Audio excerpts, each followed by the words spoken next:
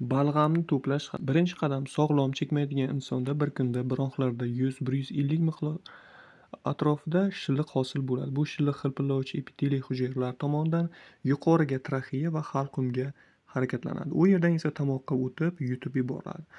Bu harakatga yengil, deyarli sezilmas yo'tal yordam beradi. Ikkinchi qadam balg'amni to'plash ertalab, ya'ni tun davomida yig'ilib qolgandan keyin ovqatlanishdan oldin amalga oshirilishi lozim. Bemor og'zini qaynatilgan suv bilan chayib, tishini tozalashi kerak bo'ladi. Bu og'izdagi bakteriyalar sonini kamaytiradi. Uchinchi qadam mijoz tayyorlanishi kerak. Bemor tekshiruvdan avval ko'proq suyuqlik iste'mol qilsa, balg'am yaxshi ajraladi.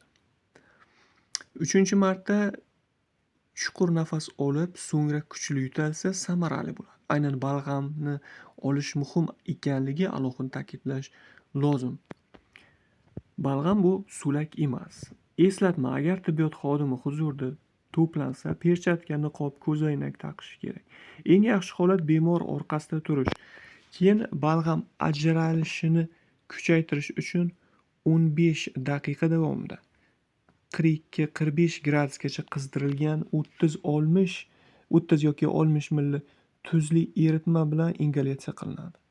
1 litr steril destillangan suvga 150 gram natriy xlor, 10 gram natriy gidrokarbonat qo'shiladi. Avvaliga so'lak chiqadi, keyin yutal va balg'am so'lakni maxsus idishga tushirib tashlash kerak. Balg'am 3 yoki 5 ml yetarli, lekin kam miqdorda ham tahlil qilish mumkin. Balg'am 2 soat kechiktirilmasdan tahlil qilinadi. Agar laboratoriyaga olib borish kerak bo'lsa, muzlatgichda 2–3 kun saqlanadi. Uzoqroq bo'lsa, konservant qo'llaniladi.